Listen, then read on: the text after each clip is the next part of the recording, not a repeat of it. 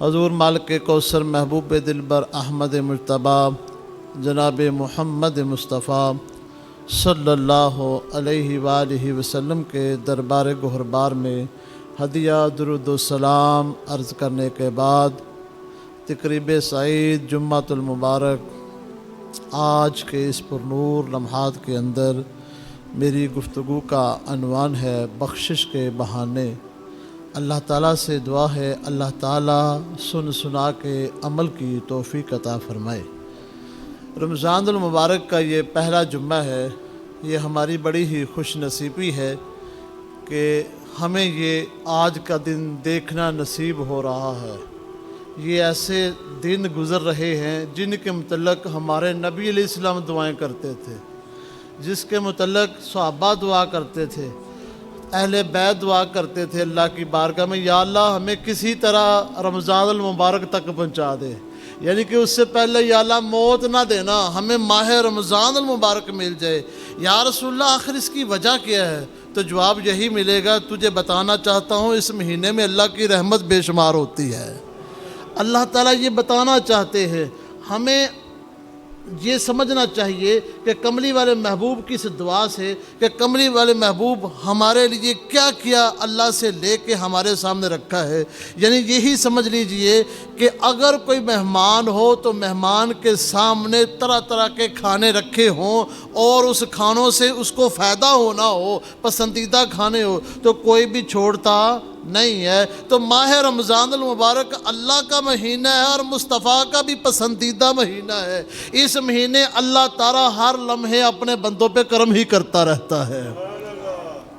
آج ہم اسی پہ بات کریں گے۔ اللہ تعالیٰ بہانے ڈھونڈتا ہے کہ کسی طرح میں اپنے بندوں کی بخشش کروں، اپنے بندوں کی مغفرت کروں، اپنے بندوں کو جہنم سے میں باہر نکال لاؤں، اپنے بندوں پہ خاص کرم فرما دوں۔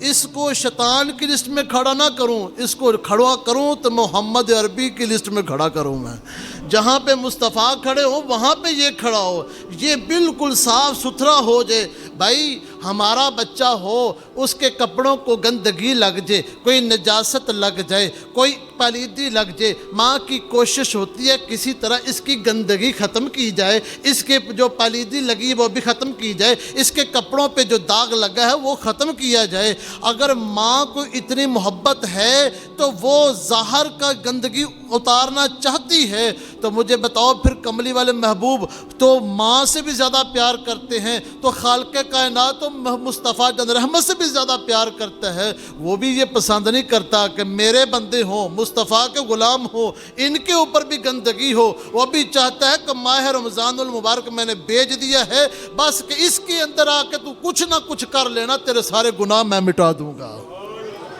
یہ ساری چیزیں ہمارے سامنے، ہم نے یہ سمجھنا ہے کہ شیطان جو ہے نا یہ بہت بڑا دشمن ہے۔ جس نے شیطان کو سمجھ لیا، شیطانی حرکات کو سمجھ لیا، اس وہ رائے راست پہ آ گیا، کیونکہ جس بندے کو پہچان ہو جاتی ہے دشمن کی، وہ دنیا کی مثال ہے کہ بھائی تینوں سجن تے دشمن دی پہچان ہی کو نہیں ہے۔ سمجھ مطلب یہ کہ یہ بندہ بڑا بے وقوف ہے، اس کو عقل نہیں، شعور نہیں، سمجھ نہیں، فہم نہیں، کیونکہ اس کو سجن اور دشمن کی پہچان نہیں۔ اور جس کو دشمن کی پہچان ہو جاتی ہے تو بندہ سمجھتا ہے یہ بندہ بڑا باشعور ہے۔ اور بھائی خالق کائنات سے پوچھتے ہیں یا اللہ ہمارا کوئی دشمن ہے؟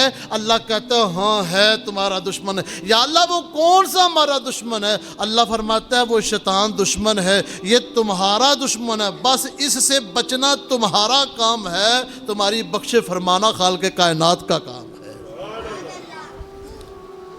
شیطان نے تو اللہ کی عزت کی قسم کھا کے، اللہ کی عزت کی قسم کھائی، فرمایا اللہ رب العزت فرماتے ہیں قرآن کے اندر سورہ صاد کے اندر اللہ فرماتے ہیں فَبِعِزَّتِكَ لَا أُغْوِيَنَّهُمْ أَجْمَعِينَ۔ اس نے تو اللہ کی بارگاہ میں یہ قسم اٹھا کے کہا یا اللہ مجھے تیری عزت کی قسم ہے، میں ان کو گمراہ کروں گا، میں ان کو گمراہ کروں گا اور بھڑکاتا رہوں گا اور ان کو راستے سے ہٹاتا رہوں گا۔ خالق کائنات نے فرمایا جو میرے ہوں گے وہ ہٹیں گے نہیں، وہ میری طرف ہی رہیں گے، تو جو کرنا ہے تو کر لے، جو میرے ہوں گے وہ میری بارگاہ میں آ کے معافی مانگے، میں معافی عطا کرتا رہوں گا۔ یہ ماہ رمضان المبارک جو ہے یہ سمجھ لیجیے کہ بخشش کا مہینہ ہے، یہ رحمت کا تو ہے ہی ہے، عظمت کا تو ہے ہی ہے، ہمدردی کا تو ہے ہی ہے، صبر کا تو ہے ہی ہے، لیکن بالخصوص یوں سمجھ لگتی ہے کہ جیسے کہ اللہ تعالیٰ نے اسپیشل بندوں کو بخشنے کے لیے ہی بنایا ہے، اور اللہ کی رحمت بے شمار ہے۔ وہ کس طرح، کسی شاعر نے یہ بھی کہا کہ رحمت حق بہا نامی جوید، رحمت حق بہانہ میں جوید، فرمایا جاتا ہے کہ اللہ کی رحمت قیمت نہیں مانگتی، اللہ کی رحمت صرف بہانہ مانگتی ہے، بندے کی بخشش ہو جاتی ہے۔ اللہ تعالیٰ کی رحمت قیمت نہیں مانگتی، ساری کائنات کے اندر ہر بندہ کوئی نہ کوئی قیمت مانگتا ہے، لیکن اللہ تعالیٰ کسی کو بخشنے کے لیے قیمت نہیں مانگتے، اللہ تعالیٰ بندے کا بہانہ کوئی ڈھونڈتے ہیں، اللہ اس کی بخشش فرما دیتے ہیں۔ نبی کریم صلی اللہ علیہ وآلہ وسلم کی حدیث مبارکہ ہے، جب حضور نے فرمایا نا کہ شیطان بڑا کھلا دشمن ہے، شیطان سے بچ کے رہنا، اور شیطان ایسی وار کرتا ہے کہ کبھی بھی بندے کو جس طرح کی وہ نیکی کر رہا ہوتا ہے، جس طرح کا وہ کام کر رہا ہوتا ہے، گناہ بھی اس طرح کا کرواتا ہے۔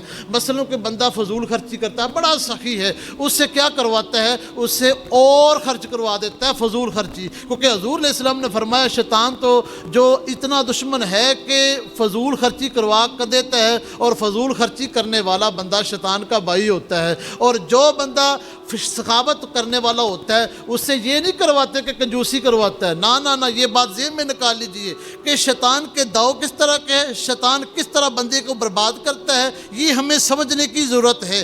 سخاوت کرنے والے سے کیا کروائے گا، فضول خرچی کروائے گا، لیکن جو بندہ کنجوس ہوگا، جو بندہ بڑے احتیاط کے ساتھ وہ خرچ کرنے والا ہوگا، اس سے یہ نہیں کرتا کہ یار تو بالکل ہی بند کر دے، اس سے کیا کرتا ہے، وہ اس سے بالکل ہلکا کروا دیتا ہے، یعنی بڑا گناہ چھڑا کر اس سے چھوٹا گناہ کروا دیتا ہے، کچھ نہ کچھ اس سے کرواتا رہتا ہے تاکہ یہ بندہ اللہ کی بارگاہ سے ہٹ جائے، میں اس کو برباد کر دوں۔ لیکن خالق کائنات نے پھر بھی رمضان المبارک بھیج کر اتنا کرم فرما دیا، تو جتنے مرضی گناہ کرتا رہا ہے، اب آ گیا ہے رمضان المبارک، تو معافی مانگے گا میں تجھے معافی عطا فرما دوں گا۔ نبی علیہ السلام کی بارگاہ میں پوچھتے ہیں یا رسول اللہ آپ بھی ہمیں کچھ بتا دیجئے، تو حضور علیہ السلام فرماتے ہیں کہ ہر انسان کے ساتھ ایک شیطان پیدا ہوتا ہے، وہ انسان کو بہکاتا ہے، طرح طرح کی انسان کو رستے سے ہٹانے کی کوشش کرتا ہے، لیکن عرض کی یا رسول اللہ پھر تو آپ کے ساتھ بھی کوئی شیطان پیدا ہوا ہوگا؟ حضور علیہ السلام نے فرمایا ہاں ہوا تھا، لیکن اللہ کی مدد سے، اللہ کی رحمت سے اللہ نے اس شیطان کو میرا فرما بردار بنا دیا تھا۔ یہ قابل غور بات ہے، اور شیطان ایک لائسنس یافتہ دشمن ہے، شیطان ایک لائسنس یافتہ دشمن ہے، اس سے بچنا ضروری ہے۔ بلکہ کہا جاتا ہے کہ حضرت رابعہ بصریہ رحمۃ اللہ تعالی علیہ یہ اللہ کی ولیجہ ہوئی ہیں، یہ اکثر اللہ کی بارگاہ میں دعا کیا کرتی تھی، یا اللہ جس طرح آسمان کو تو نے روکا ہے نا کہ وہ ہمارے اوپر گرتا نہیں، اسی طرح شیطان کو بھی روکے رکھ، اے اللہ ہمیں گمراہ نہ کر سکے۔ یعنی کہ شیطان سے بچنے کے لیے اللہ کے ولی بھی کتنی کوشش کرتے ہیں، ان کو کہتے ہیں یہ عادی کلندر ہیں، ان کی مزاج دیکھیے، ان کی صورتحال دیکھیے کہ وہ بھی شیطان سے بچنے کی کتنی کوشش کرتے ہیں۔ آج ہم شیطان سے بچنے کی کوشش کر رہے ہیں کیا؟ ہمارا اس طرف غور ہے؟ ہم تو شیطان کے اسیر بن چکے ہیں۔ جب تک ہم شیطان سے بچنے کی کوشش نہیں کریں گے کبھی بھی کامیابی میسر نہیں آئے گی، کبھی بھی جب تک اپنے دشمن کو پہچانیں گے نہیں۔ جو بندہ کہتا ہے کہ میں روزے رکھ نہیں سکتا، وہ سمجھ لے کہ اس کو شیطان جو ہے وہ گمراہ کر رہا ہے، راستے سے ہٹا رہا ہے، شیطان اپنا کوئی داؤ چلا رہا ہے۔ کبھی ایسا بھی ہو سکتا ہے کہ تو روزہ رکھے تجھے روزہ لگے نا، ایسا تو ہو ہی نہیں سکتا۔ آج کا ماحول اس طرح کا چل رہا ہے کہ دکاندار لکھ کے لگا دیتے ہیں کہ تو چھوٹی الائچی استعمال کر کے تجھے پیاس نہ لگے۔ بھائی جس روزے میں پیاس نہیں لگتی تو وہ تو روزہ ہی نہیں، جس روزے میں بھوک نہیں لگتی وہ تو بھوک ہی نہیں۔ یہ کس طرح کے شیطان داؤ کھیل رہا ہے ہمیں پتہ ہی نہیں چل رہا۔ ہم چاہتے یہ ہیں کہ ہم روزہ بھی رکھیں، ہمیں مشکل بھی نہ آئے، ایسے ہو نہیں سکتا۔ جس نے روزہ رکھنا مشقت آنی ہے، اور جس کو مشقت آنی ہے اللہ نے اس کا روزہ بھی قبول فرما لینا ہے۔ ماہ رمضان المبارک جو ہے نا، یہ خاص مہینہ ہے۔ اب میں چلانے لگا ہوں بات، اس پہ غور کرنا کہ ایک طرف ماہ رمضان المبارک اور دوسری طرف شیطان، رمضان اور شیطان۔ شیطان کیا کرتا ہے اور ماہ رمضان المبارک کے اندر ہمیں کتنی برکتیں ملتی ہیں۔ یوں سمجھ لیجئے کہ وہ کہتے ہیں نا کسی نو پھڑ کے مروایا ہے، کہتے ہیں نا اینو پھڑ کے مروایا ہے۔ اللہ تعالیٰ ماہ رمضان المبارک میں شیطان کو پکڑ کے مرواتے ہیں۔ 11 ماہ شیطان اپنی مرضی کرتا ہے، بندے کو کسی طرف جانے نہیں دیتا، لیکن جب ماہ رمضان المبارک آتا ہے حضور علیہ السلام فرماتے ہیں اللہ تبارک و تعالیٰ پھر جبریل کو حکم دیتے ہیں، اے جبریل چلو شیطان کو پکڑو اور اس کو لوہے کی زنجیروں سے جگڑ دو اور اس کو باندھ دو۔ شیطان تو باندھ چکا، اب کیا ہوتا ہے؟ اللہ تبارک و تعالیٰ بندوں پہ اتنا کرم فرماتے ہیں، جو بندہ جتنا جتنا اچھا عمل کرتا جاتا ہے شیطان کو تکلیف ہونا شروع ہو جاتی ہے، جتنا اللہ کا قرب حاصل ہو جاتا ہے شیطان کو اتنا نقصان ہوتا ہے، شیطان کو اتنی تکلیف ہوتی ہے، اتنی اس کے اندر وہ عداوت بڑھتی ہے۔ اور میں تو 11 ماہ بہت کچھ کرتا رہا، لیکن میرے ساتھ ہوا کیا کہ مجھے ایک تو باندھ دیا گیا، دوسرا جن بندوں کو میں نے اللہ کے راستے سے ہٹانا تھا وہ بندے تو مجھے چھوڑ کر اللہ کی بارگاہ میں چلے گئے ہیں۔ ہوتا کیا ہے؟ پہلی اللہ کی رحمت، بخشش کا بہانہ اللہ نے خود اس کا سبب پیدا کر دیا۔ پہلا سبب یہ کہ کیا پیدا کیا؟ ہمارے دشمن کو جگڑ دیا۔ اور بتاؤ ہمارا کوئی دشمن ہو جس کے ساتھ ہم بڑی مخالفت کرتے ہوں، وہ کہیں پہ گرفتار ہو جائے، اس کو سزا ہو جائے، 10 سال عدالت جو اس کو سزا دے دے، ہم بڑے خوش ہوتے ہیں کہ وہ عدالت نے، جج نے بڑا اچھا فیصلہ کیا کہ وہ دشمن جو ہے وہ گرفتار ہو گیا، اب وہ 10 سال جیل میں رہے گا۔ کوشش یہی ہوتی ہے کہ وہ واپس آئے ہی نہ۔ کبھی یہ گمان کیا کہ وہ تو ہمارا دشمن ہے ہی نہیں، اس نے تو کلمہ پڑھا، وہ تو ہمارا مسلمان بھائی ہے، وہ دشمن کس طرح ہو سکتا ہے؟ قرآن کہتا ہے کہ دشمن انسان نہیں، مسلمان نہیں۔ اللہ فرماتا ہے انما المؤمنون اخوہ، مسلمان تو آپس میں بھائی بھائی ہیں، یہ اللہ کا قرآن کہتا ہے یہ تو آپس میں بھائی بھائی ہیں۔ لیکن دشمن کون ہے؟ اللہ فرماتا ہے دشمن ہے تو تیرا شیطان ہے۔ شیطان سے بچنے کی کوشش کرنا، جو تیری آخرت برباد کرتا ہے، جو تیری عاقبت برباد کرتا ہے، جو تجھے اللہ سے دور کرتا ہے، جو تجھے اللہ کے رسول سے دور کرتا ہے، تو نے اس سے بچنا ہے۔ یا اللہ ہم سے تو بچا جا نہیں رہا، اللہ سے حکم آ جائے گا اور تجھ سے بچا نہیں جاتا۔ میں نے اپنے محبوب کے صدقے ماہ رمضان المبارک تجھے عطا کر دیا ہے، اس ماہ رمضان المبارک کے اندر تو کچھ نہ کچھ کام کر لینا، میں نے تیرے دشمن کو باندھ کے رکھ دیا ہے۔ یہ نہ بعد میں کہنا کہ شیطان نے مجھ پر حاوی ہو گیا، میں نے تو اس کو باندھ کے رکھ دیا۔ اگر پھر بھی تو نہ کچھ کر سکا تیری بربادی ہوگی۔ اگر تو شیطان باندھا گیا، دشمن باندھا گیا، تو میری بارگاہ میں آ گیا، میں چھوٹے سے عمل کو قبول فرما کے تیری بخشش فرما دوں گا۔ یہ سارے سبب کون پیدا فرما رہا ہے؟ خالق کائنات پیدا فرما رہا ہے۔ پھر یہ ہوتا ہے کہ ہمارے اعمال کا ریٹ بڑھ جاتا ہے، ہمارے اعمال کا ریٹ بڑھ جاتا ہے۔ ہمارے اعمال کا جب ریٹ بڑھتا ہے، آؤ حضور علیہ السلام کی بارگاہ میں کر چلتے ہیں، یا اللہ اتنا ہی کافی تھا کہ ہمارا دشمن باندھا گیا، اب تو آگے ہمیں لے کے جا رہا ہے، اتنی رحمت کر رہا ہے، بخشش کا ایک نیا بہانہ سامنے رکھ دیا، کیا کرنا چاہتے ہو مالک؟ مالک کہتا ہے میں تجھے بخشنا چاہتا ہوں۔ بولا کس طرح بخشنا چاہتا ہے؟ تو خالق کائنات فرماتا ہے، اللہ کے پیارے حبیب کی زبان سے یہ حدیث نکلی ہے کہ خالق کائنات کیا چاہتے ہیں؟ خالق کائنات یہ چاہتے ہیں کہ میرا بندہ چھوٹا سا بھی عمل کرے، اس کو اجر زیادہ ملے۔ بولا کس طرح ملے گا؟ کہا تم نے اپنے نبی کی زبان سے نکلی بات کو سمجھے ہی نہیں، تم نے اتنا ہلکا لے لیا۔ اگر تو سمجھ جاتا تو ایک لمحہ بھی مسجد سے دور نہ ہوتا، اگر تو سمجھ جاتا تو ایک روزہ بھی نہ چھوڑتا، اگر جو تو سمجھ جاتا تو رات کی تراویح بھی نہ چھوڑتا، اگر تو سمجھ جاتا صدقہ فطر وقت پر ادا کر دیتا۔ تو سمجھا نہیں، تو نے ہلکا سمجھ لیا۔ دیا اپنے نبی کی بات کو۔ اور دوستو پاکستان کیا پوری دنیا کے اندر جہاں جہاں مسلمان ہے وہاں پہ یہ بات بتاتے ہیں کہ کملی والے محبوب نے بتا دیا، اور لوگوں عمل وہی ہے لیکن اس کا اجر زیادہ بڑھ گیا ہے۔ یا اللہ وہ کیا بن گیا؟ تو جواب یہی ملے گا، تمہارے نبی کی زبان سے یہ نکل گیا ہے کہ اگر کوئی بندہ نفل ادا کرے گا میں اس کو فرضوں کا ثواب عطا کر دوں گا، اور جو فرض ادا کرے گا میں اسے 70 فرضوں کا ثواب عطا فرما دوں گا۔ یا اللہ اتنا ہی کافی ہے، آگے پھر تو چلا جا رہا ہے، مولا تو کیا کر رہا ہے؟ جواب ملے گا میں اور کوئی بہانہ بنا کے تمہاری بخشش کرنا چاہتا ہوں۔ مولا کیا کرنا چاہتا ہے؟ ایک تو نے شیطان کو جگڑ دیا، شیطان کو باندھ دیا، لوہے کی زنجیروں سے باندھ دیا، وہ تو نکل نہیں سکتا۔ حضور علیہ السلام نے فرمایا کہ جب رات کا وقت ہوتا ہے تم یہ کیا کرو کہ اللہ کا نام لے کر دروازہ بند کیا کرو، شیطان گھر داخل نہیں ہوگا۔ اگر دروازہ نہیں ہے تو ایک داغا لے لو اور داغا کو اللہ کا نام لے کے باندھ دو آگے۔ اللہ کے نام کی وجہ سے شیطان وہ داغا کراس کر کے اندر داخل نہیں ہو سکتا۔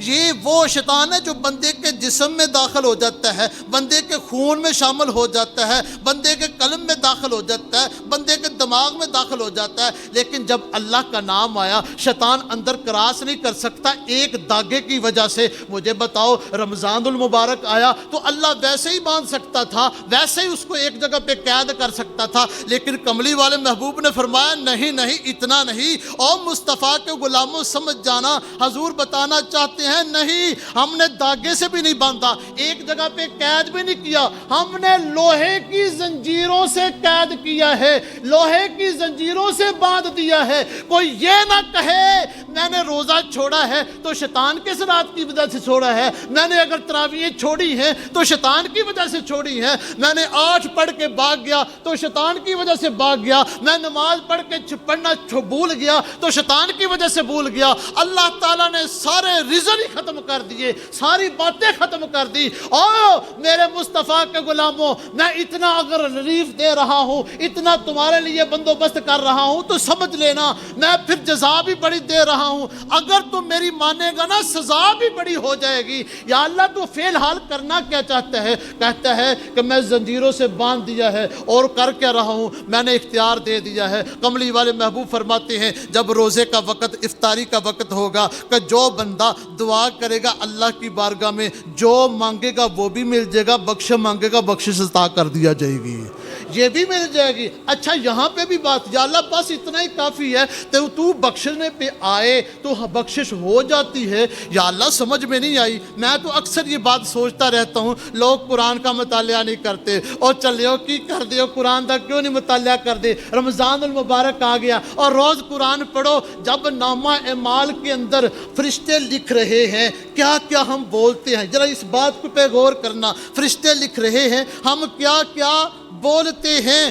اگر تم قرآن پڑھو گے بلند آواز میں بیٹھ کر تو فرشتوں کو ایک پورا قرآن لکھنا پڑے گا۔ اب مجھے بتاؤ کل قیامت کا دن ہوگا، میں زیادہ قرآن کی طرف نہیں چلتا، صرف ایک قرآن کی طرف چلتا ہوں کہ اگر نامہ اعمال ترازو کے ایک پلڑے میں رکھا جائے گا دوسرے پلڑے میں بدیے رکھی جائیں گی، تو مجھے بتاؤ جس پلڑے میں قرآن ہوگا، جس پلڑے میں قرآن ہوگا، ہم تو سمجھے ہی نہیں مالک کو، ہم تو اس کی رحمت کو سمجھے ہی نہیں۔ اللہ تو بہانے ڈھونڈ رہا ہے کسی طرح میرے بندے میری بارگاہ میں آ جائے، کچھ نہ کچھ کر دے تو صحیح، کچھ نہ کچھ کر دے تو صحیح۔ نامہ اعمال میں اگر قرآن ہوگا مجھے بتاؤ وہ ہلکا ہوگا کہ وزنی ہوگا؟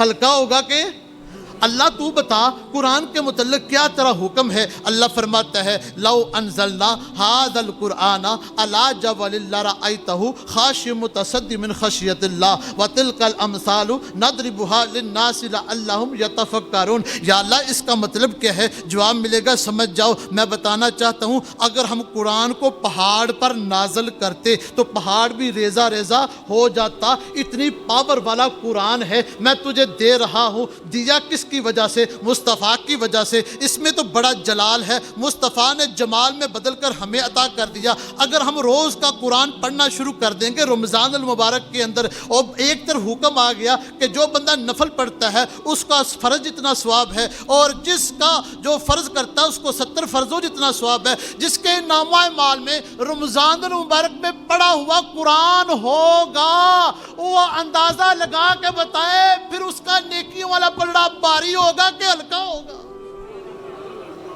سمجھے ہی نہیں، سمجھے ہی نہیں، اللہ کی رحمت کو سمجھے نہیں۔ آج کا یہی ٹائٹل ہے، بخشش کے بہانے۔ دیکھو خالق کائنات کیا کرتا ہے۔ خالق کائنات نے اپنے محبوب کو بھیجا، کہا محبوب چلے جائیے، ان پر ہم نے روزے فرض کر دیے گئے ہیں، بس یہ کریں کہ جب افطاری کا وقت آ جائے نا، اس وقت ہاتھ اٹھا کے دعا یہ مانگیں گے، بخشش ان کی میں فرما دوں گا۔ اچھا یہی اتنا ہی کافی ہے مولا، آگے بھی کوئی ضرورت ہے؟ اللہ فرماتا ہے کہ آگے چلو تو صحیح، اپنے محبوب کی بارگاہ میں جاؤ تو صحیح، جن کو میں نے سب کچھ عطا کیا ہے ان کی بارگاہ میں جب تم جاؤ گے، جا کے دیکھو گے، سمجھو گے، پوچھو گے، تجھے سب سمجھ جائے گی۔ کیا حضور کی بارگاہ میں چلتے ہیں؟ یا رسول اللہ صلی اللہ علیہ وآلہ وسلم آپ کچھ اور ارشاد فرما دیجئے۔ تو حضور علیہ السلام ارشاد فرماتے ہیں، ایک تو دعا مانگتا ہے، کئی بندے ہوتے ہیں جو روزہ افطار کرتے وقت ہاتھ اٹھا کے دعا نہیں مانگتے۔ ہے حضور کیا؟ حضور فرماتے ہیں اللہ تعالیٰ نے پرندوں کی ڈیوٹیاں لگا دی ہیں، اللہ تعالیٰ نے چرندوں کی ڈیوٹیاں لگا دی ہیں، اللہ نے ہوا کے اوپر جو پرندے اڑتے ہیں ان کی ڈیوٹیاں لگا دی ہیں، جو پانی کے اندر مچھلیاں ان کی ڈیوٹیاں لگا دی ہیں۔ اور چلو یار میرا بندہ افطاری کے وقت دعا نہیں مانگتا، نہ صحیح تم ہی سارا دن اس کے لیے دعا مانگا کرو، دعا تم مانگتے جاؤ گے، بخشش کی میں فرما دوں گا۔ یہ بات سمجھ میں نہیں آئی؟ اللہ دیکھو کس کس بہانے سے ہمیں بخشنا چاہ رہا ہے، ہم بخشش لے ہی نہیں رہے۔ آؤ آگے چلتے ہیں کہ کملی والے محبوب نے ہمیں اور کیا بتایا۔ اللہ کے محبوب فرماتے ہیں کہ یہ پورے مہینے کے اندر اللہ تعالیٰ ہر روز 10 لاکھ بندے کو جہنم سے نکال کر جنت میں داخل کر دیتا ہے، ان کا لسٹ جنتیوں میں شامل فرما دیتا ہے۔ پھر ایک رات ایسی آ جاتی ہے جس کو لیلۃ القدر کہتے ہیں، اس رات کا بھی یہ منظر ہے، جو بندہ اس رات کو عبادت کرے گا تو 1000 سال کی عبادت کا زیادہ ثواب عطا فرما دیا جائے گا۔ یا اللہ سمجھ میں نہیں آئی؟ اتنا ہی کافی تھا، شیطان تو نے باندھ دیا، بس یہی کافی تھا۔ اے اللہ تو نے ہم سے پکڑ کر اسے مروایا، اسے مروایا اسے۔ اے اللہ تو نے ہمارے نیکیاں کا ریٹ بھی بڑھا دیا، اے اللہ ہماری دعا قبول بھی فرما لی۔ اور اللہ تو مچھلیوں سے بھی دعا کروا رہا ہے، اللہ تو پرندوں سے جو ہوا میں اڑتے ہیں ان سے بھی دعا کروا رہا ہے، جانوروں سے بھی دعا کروا رہا ہے، جانور یہی دعا کرتے ہوں گے۔ یا اللہ اس بندے نے روزہ رکھا ہے، اس کی بخش فرما دے۔ یا اللہ اس بندے نے روزہ رکھا ہے، یہ تیرے لیے بھوکا ہے، یہ تیرے لیے پیاسا ہے۔ اے اللہ کوئی کسی کے لیے بھوکا نہیں رہتا، تیرے لیے پیاسا ہے۔ اس کے سامنے پانی ہوتا ہے یہ پیتا نہیں ہے، اس کے سامنے کھانا ہوتا ہے یہ کھاتا نہیں ہے، یہ وضو کرتا ہے 5 وقت، اے اللہ بار بار کرتا ہے لیکن اپنے منہ میں پانی ڈال کر یہ کولی کر دیتا ہے۔ یا اللہ تجھے حاضر ناظر جانتا ہے، یا اللہ اس کا ایمان بالغیب ہے، یہ جانتا ہے وہ مجھے دیکھ رہا ہے۔ یا اللہ تو اس کی بخش فرما دے۔ اب سب جو سبب پیدا کر رہا ہے، جو مچھلیوں سے دعا کروا رہا ہے، اور جو پرندوں سے دعا کروا رہا ہے، جو بندوں سے بھی دعا کروا ہے، اور مصطفیٰ سے ہمیں پیغام پہنچا رہا ہے۔ اب مجھے بتاؤ یہاں پہ اگر جو سارا خود ہی انتظام کر رہا ہے وہ انتظام کو خراب کرے گا؟ نہیں نہیں، جس نے سارا کچھ اس لیے کیا میں بندے کو بخشوں گا۔ تو اگر کوئی بندہ یہ روزہ رکھ لیتا ہے اللہ حقیقت میں اس کی بخش فرما دیتا ہے۔ اپنے خالق کو سمجھیے۔ آخر پہ میں بات کروں گا اس کے نقصانات بھی کتنے ہیں۔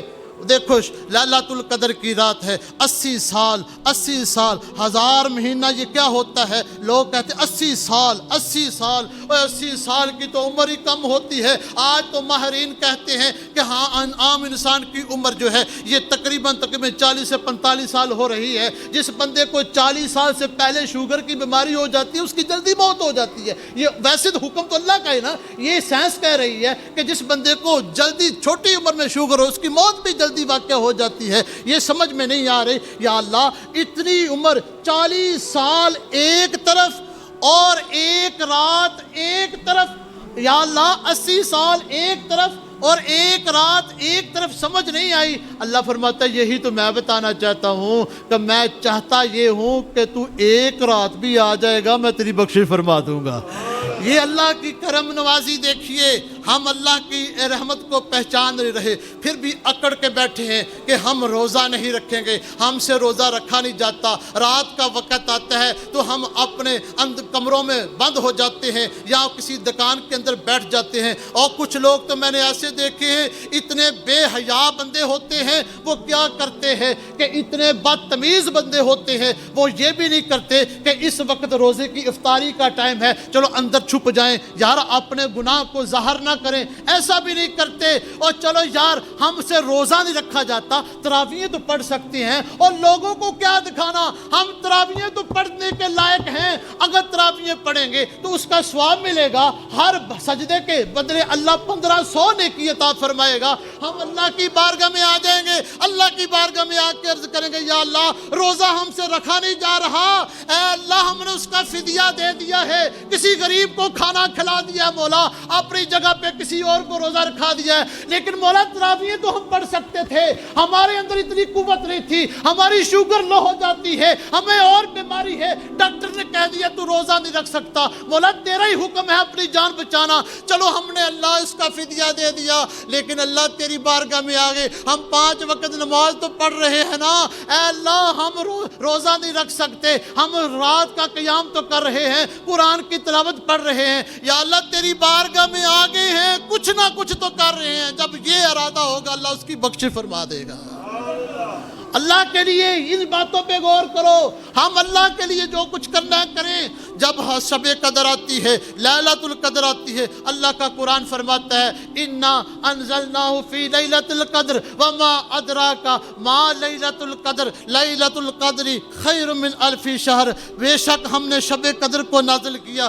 آپ جان گے یہ شب قدر کیا ہے؟ شب قدر تو 1000 مہینوں سے بہتر رات ہے، اور یہ 1000 مہینے کیا ہے؟ 80 سال ہے، اور اتنا ریلیف مل گیا، بخشش کا اتنا بڑا بہانہ خود ہی رب نے سبب پیدا فرما دیا، اور 80 سال تیرے ایک طرف ہوں گے، رمضان المبارک کی ایک رات ایک طرف ہوگی، اللہ ایک رات کو دیکھ کر تیری بخشش فرما دے گا۔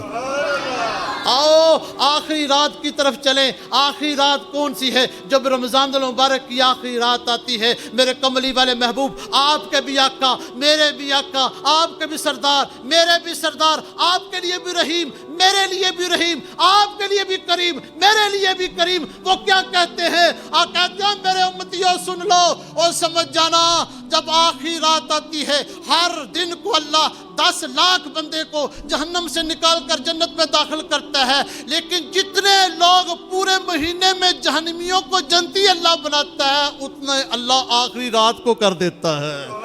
یا اللہ کیوں کرتا ہے؟ تو جواب ملتا ہے میں اس لیے، اور پورا مہینہ گزر گیا ہے، چل تم میری بارگاہ میں نہیں آیا، چل آج آخری رات ہی آ جا، اوے آخری رات ہی آ جا، آخری رات آنا تیرا کام ہے، بخشش فرمانا اس خالق کائنات کا کام ہے۔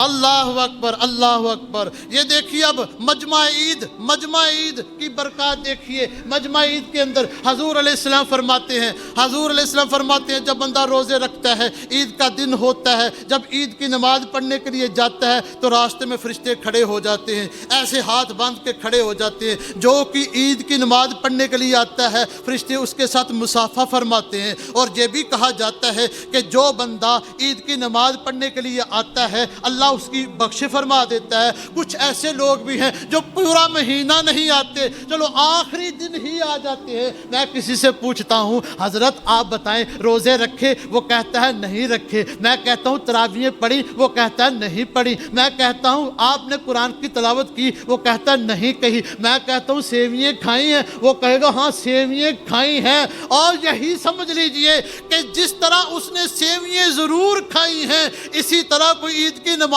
پڑھنے چلا جاتا ہے اللہ بھی ضرور بخش دیتا ہے۔ اللہ تو بہانہ ڈھونڈتے ہیں۔ مفسرین کہتے ہیں، محققین کہتے ہیں کچھ نہ کچھ تو کر دے، کچھ نہ کچھ تو کر دے، جب تو کرے گا خالق کائنات تیری بخشش فرما دیں گے۔ یہ رحمت کی انتہا ہے، یہ رحمت کی انتہا، لیکن شیطان کے کہنے پہ نہیں چلنا۔ اگر شیطان کے کہنے پہ چلنا ہے تو یہ بات ضرور ذہن میں بٹھا لیجئے، اگر شیطان کے کہنے پہ بھی چل گئے لیکن اس کی بارگاہ میں آ کے معافی مانگ لی، اللہ اس کو معافی عطا فرما دے گا۔ ایک بزرگ ہے، ان کی بات سن کے پھر میں آگے چلتا ہوں کہ جبریل کی بد دعا کا کو کتنا نقصان ہے۔ حضرت اللہ کے ولی ہیں جن کا نام حضرت ابو اللیث سمرقندی رحمۃ اللہ تعالی علیہ، کہتے ہیں کہ میں جا رہا تھا، راستے میں شیطان انسانی شکل میں آ گیا، وہ کہنے لگا اللہ کے آپ بڑے پہنچے بزرگ ہیں۔ آپ فرماتے ہیں ہاں میں بڑا پہنچا بزرگ ہوں، اللہ کی بڑی رحمت ہے۔ آپ کہتے ہیں ہاں بھی بڑی رحمت ہے، نمازیں بھی پڑھ رہے ہیں۔ آپ کہتے ہیں ہم نمازیں پڑھتا ہوں۔ آپ روزے بھی رکھ رہے ہیں؟ ہاں روزے بھی رکھتا ہوں۔ زکوٰۃ بھی دیتے ہوں گے؟ ہاں دیتے ہوں گے۔ جی بھائی اللہ کی بڑی رحمت ہے۔ وہ شیطان آگے سے کہتا ہے کہ اگر رحمت کی بات ہے تو رحمت کی وجہ سے تو پھر میں بھی بخشے جاؤں گا، پھر میں بھی بخشا جاؤں گا۔ حضرت ابو اللیث صبر کو بھائی کس طرح تیری بخشش نہیں ہو سکتی؟ وہ کہنے لگا اللہ تعالیٰ نے فرمایا کل شیء، ہر شے کے اوپر اللہ کی رحمت غالب ہے، ہر شے کے اوپر اللہ خود فرماتا ہے میرے غضب پر میری رحمت غالب ہے، لیکن خالق کائنات اتنی تیری رحمت، اتنی تیری رحمت۔ اور سورہ الاعراف کے اندر اللہ فرماتا ہے کہ کل شیء، ہر شے کے اوپر میری رحمت غالب ہے۔ تو شیطان کہنے لگا میں کوئی شے تو ہے نا، میں لا شے تو نہیں، کچھ نہ کچھ تو ہے، میری مجھ پر بھی اللہ کی رحمت ہوگی۔ حضرت ابو اللیث کہتے ہیں کہ میں پھر ہاتھ باندھ کے کھڑا ہو گیا، اس شیطان کو جواب دوں تو کیا جواب دوں، میرے پاس تو کوئی الفاظ ہی نہیں۔ اللہ نے اتنا کرم کیا، میرے ذہن میں بات آئی، میں نے کہا سن لے، تو کہتا ہے کہ اللہ کی رحمت غالب ہے ہر چیز پر، ہاں غالب ہے، ہر شے پہ غالب ہے، ہاں غالب ہے، لیکن اس کے لیے اس کی رحمت میں شامل بھی ہونا پڑتا ہے۔ وہ کہنے لگا کس طرح؟ کہنے لگے کہ بھائی بات یہ ہے اس کی رحمت تب آتی ہے جب انسان جتنا مرضی گندا ہو، جتنا مرضی پاپی ہو، جب اس سے معافی مانگ لیتا ہے اس کی رحمت میں داخل ہو جاتا ہے۔ لیکن تو نے گناہ کیا، اللہ کا حکم ہی نہ مانا، اللہ کے سامنے اپنے ریزن پیش کرتا رہا، دلائل پیش کرتا رہا، پوری جرح کرتا رہا، پوری بحث کرتا رہا، یا اللہ تو نے آدم کو بنایا، تو نے مٹی سے، مجھے بنایا آگ سے، خود کو بڑا اچھا کرتا رہا، اپنی دلائل پورے تو پیش کیے، معافی نہ مانگی، اس لیے تو رحمت میں داخل نہیں ہو سکتا۔ لیکن کملی والے محبوب کا کوئی بھی امتی ہے اگر جتنا مرضی گناہ گار ہوگا، وہ اللہ کی بارگاہ میں آ کے معافی مانگ لے گا، اللہ کی رحمت میں داخل ہو جائے گا۔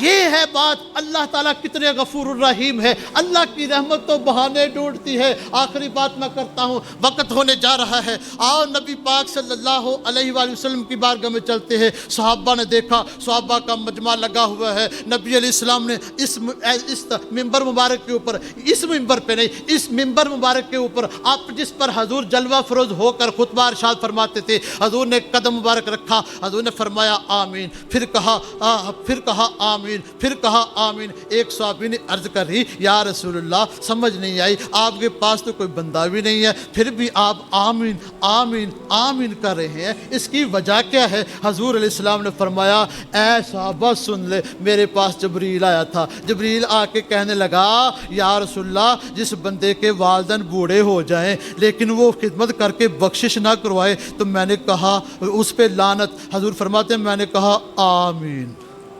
آمین، میں نے کہا آمین۔ اس نے کہا بوڑھے ہوں تو اس کی خدمت کر کے، جب ماں باپ بوڑھے ہوتے ہیں نا تو ایسے ہی پتہ ہی نہیں چلتا اس کی زبان سے، پھر ایسے ہی اولاد کے لیے دعا نکلتی ہے، پتہ ہی نہیں چلتا، بس بار بار منہ سے دعا ہی نکلتی ہے، اللہ پتر تیرا بھلا کرے، اللہ تیرا پتر بھلا کرے، ایویں نکی نکی گل تو پھر دعاواں نکل دیاں نے۔ حضور علیہ السلام یہ فلسفہ ہے وے، یہ تجزیہ ہے وے کہ حضور علیہ السلام نے فرمایا آمین۔ اوے ماں باپ بڈھے ہو جان تو پھر بھی تو انہاں دی خدمت کر کے جنت نہ لے سکیں، بخشش نہ کروا سکیں، تے جبریل نے کیا او دے اتے لعنت، او بڑا ہی بد وقت، او دی ناک خاک آلود ہو، جبریل نے دے دیتی بد دعا، او آئی او دا بیڑا ہی گرک ہو جاوے، جڑا بندہ اپنے ماں باپ نو وڈیریاں پاوے تے جنت نہ لے سکے، جبریل نے بد دعا دیتی۔ حضور علیہ السلام نے کی فرمایا؟ حضور کہندے نے آمین آمین آمین آمین۔ جبریل نے بد دعا دی تھی، میرے مصطفیٰ نے بد دعا نہیں دیتی۔ حضور علیہ السلام نے بتا دیا اوہ اللہ اتنا غفور الرحیم ہے، تو پھر بھی اس طرح کے گناہ کرے تو پھر بھی اللہ سے بخشش نہ لے سکے۔ حضور علیہ السلام سے پوچھا گیا یا رسول اللہ دوسرا قدم رکھا اس وقت آپ نے آمین کیوں کہا؟ تو حضور علیہ السلام نے فرمایا جس بندے کے سامنے میرا نام لیا جائے اور میرا نام سن کر مجھ پر درود نہ پڑے اس پر بھی لعنت ہے۔ تو حضور علیہ السلام فرماتے ہیں میں نے کہا آمین، حضور نے مہر لگا دی۔ تیسری دفعہ حضور علیہ السلام سے پوچھا گیا حضور علیہ السلام آپ نے تیسری دفعہ آمین کہا، اس کی وجہ کیا ہے؟ حضور فرماتے ہیں جس نے آخر رمضان المبارک کا مہینہ پایا اور پھر آخری اشرا پایا پھر بھی اپنی بخشش نہ کروا سکے، او دے اتے بھی لعنت، او دی بھی ناک خاک آلود، بڑا ہی بدبخت ہے وہ بندہ۔ حضور فرماتے ہیں آمین۔ یا رسول اللہ آپ تو رحمت للعالمین ہیں، آپ تو رحیم بھی ہیں، آپ کریم بھی ہیں، آپ اس طرح کے الفاظ، آپ کو تو کوئی پتھر مارے تو آپ اس کے لیے بد دعا نہیں کرتے، آپ کے جسم مبارک سے خون نکل آیا آپ نے بد دعا نہیں کی۔ یا رسول اللہ اس بد دعا کا مطلب یہ ہے کہ بد دعا کا کسی کے لیے بدی کے لیے دعا کرنا، تو آپ کے تمہیں تو بدی کی کوئی صفت ہی نہیں ہے، آپ تو بدی والا کوئی کام کر ہی نہیں سکتے، بد تو آپ کے قریب سے بھی نہیں گزرتی، لیکن آپ نے یہ عمل کیوں کر دیا، آمین کیوں کہہ دیا؟ تو جواب یہی ملے گا تخیل کے اندر، یہ بد دعا کی ہے تو جبریل نے کی ہے، اللہ نے صرف میری وہاں پہ قائم رکھی ہے، میں نے صرف وہیں پہ مہر لگا دی ہے۔ یا رسول اللہ مہر کیوں لگائی؟ آپ اتنے غفور، آپ اتنے رحم کرنے والے ہوں، آپ اتنے کرم کرنے والے ہوں، رؤوف بھی ہوں، رحیم بھی ہوں، کریم بھی ہوں، رحمت للعالمین بھی ہوں، پھر بھی آپ آمین کہیں۔ کسی ماں کے سامنے اس کے بچے کے حق میں بد دعا کی جائے ماں نہیں کہتی آمین، کسی ماں کے سامنے باپ کے سامنے کہا جائے میرے بیٹے اس کے بیٹے کو نقصان ہو تو باپ نہیں کہتا آمین۔ یا رسول اللہ ہم آپ کی روحانی اولاد ہیں، آپ کے امتی ہیں اور آپ نے کہہ دیا آمین، یا رسول اللہ ہمارے پلے کچھ نہیں رہا۔ یا رسول اللہ اس کی وضاحت کیجئے۔ حضور نے فرمایا اس لیے کہ اللہ کی اتنی رحمت تھی، سب سے پہلے اللہ نے شیطان کو تمہارے لیے جگڑا، پھر اللہ تعالیٰ نے تمہاری نیکیوں کا ریٹ بڑھا دیا، پھر اللہ تبارک و تعالیٰ نے تمہارے لیے دعا قبولیت کا سلسلہ کھولا، پھر اللہ نے آسمان میں اڑنے والے پرندوں سے دعائیں کروائی، اللہ نے پھر پانی کے اندر چلنے والی مچھلیوں سے دعا کروائی، جتنے بھی جانور تھے ان سے دعائیں کروائی، اللہ تبارک و تعالیٰ نے پھر لیلۃ القدر کی رات دی، پھر رمضان کی آخری رات دی، اور تم نے پھر بھی بخشش نہ کروائی اپنی، تم جہنم کے لائق ہو، تم جنت کے لائق رہو۔ کملی والے محبوب کی اس حدیث سے بالکل واضح بات ہو گئی، جو بندہ رمضان المبارک کی قدر نہیں کرتا، رمضان المبارک کی مہینے میں ایک دفعہ بھی مسجد میں آ کے اللہ سے معافی نہیں مانگتا، حضور کی آمین ہو جائے گی، حضور کی آمین ہوگی تو بربادی ہو جائے گی۔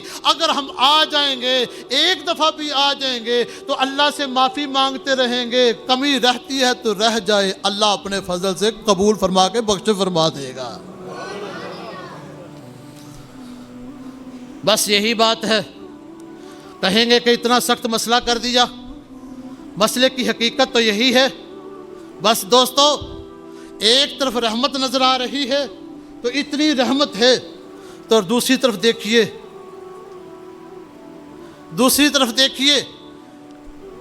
کہ حضور علیہ السلام اس بندے کو ناپسند بھی کر رہے ہیں۔